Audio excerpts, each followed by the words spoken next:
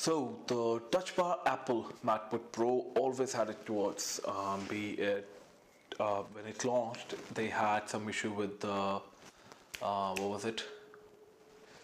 The keypad, the keyboard, having a little bit of debris in it and acting all funky, not working or not record, not typing properly, not doing the keyboard stuff properly.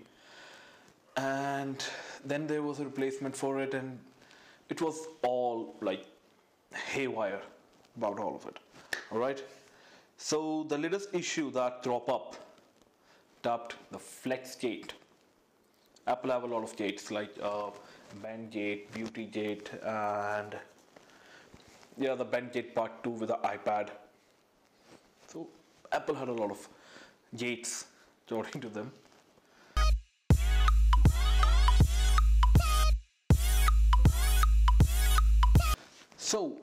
So recently there's a new gate, flex gate, and the thing with that is with the more compact size of the MacBook Pro, right? It's slimmer. Like, I'll put down how much is it, and the quality of the screen is awesome, but there's been issues with the backlight not working properly. Sometimes it's like giving a stage light effect. Means like working, not working, working, not working, working, not working. So that comes up to that issue. And the host display, the fatigue reveals that compact design for the display's flex cable is prone to fatigue and failure, leading to a host of display problems that can't be easily or cheaply, because the cable that actually makes this problem is like $6, but to actually fix it, it might cost like upward of $600. So you have to replace the screen, remove it, if you are, adventurous enough, and it can't be easily or cheaply fixed. The display cables in question loosely wrapped around the display controller board. The cables are pulled taut as the display is opened, causing them to wear over time. So earlier MacBooks like 2013, Retina, 2012, and prior to that, the one with the one without Type C's. So those had the cable like a robust one or like a thick one that goes from the main board to the display controller board. Now it's like a fiddly ribbon cable, which is like. So the issue is fairly simple.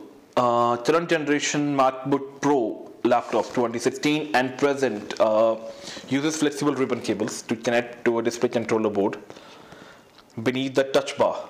So that small LED, OLED, AMOLED, I'm not sure what is the type, I'll put it here. These cables wrap over the board where they're secured by a pair of spring-loaded covers. Yeah, I'm reading off an iPad, I wrote the script. Sorry about that. And they're subject to the stress of bending with every opening and closure of the laptop. Within a seemingly short time, those cables are starting to fatigue and tear.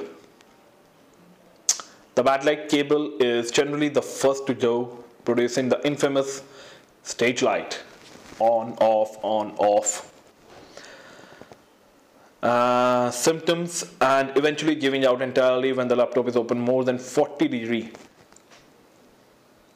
The 2016 MacBook Pro's delicate display cable dissected when it first debuted.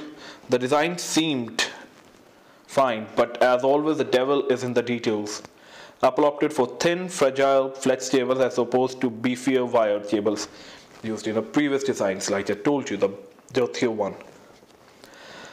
And could be routed through the hinge instead of wrapped around it, and helping mitigate the stress of repeated opening and closings.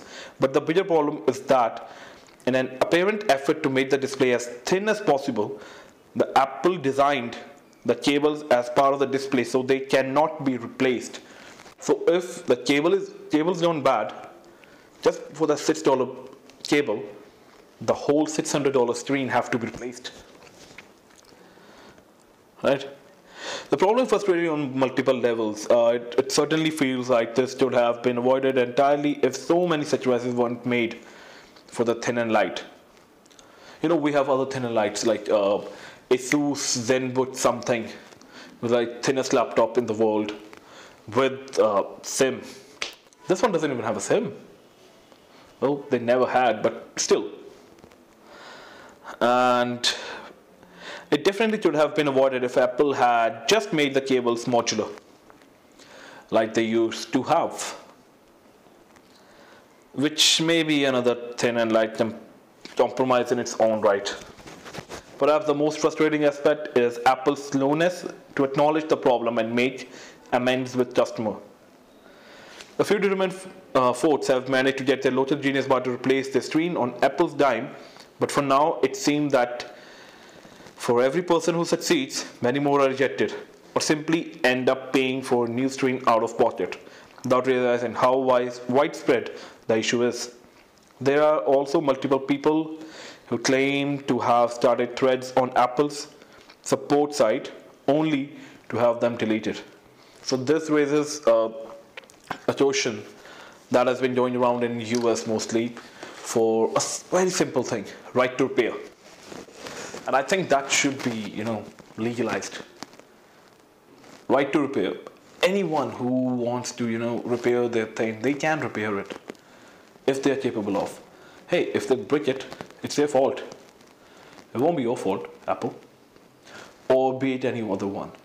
So Apple's, the earlier one was that when Linus, they brought that, what was that, iMac Pro. Anthony was the one who actually, short circuited something on the power supply, which was exposed.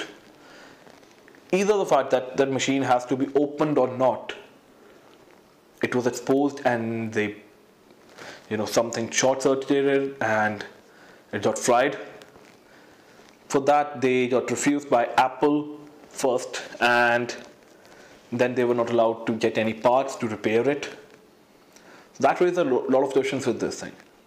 There is a petition that has been joined on by iFixit. I'm not sure by iFixit or by someone else about right to repair.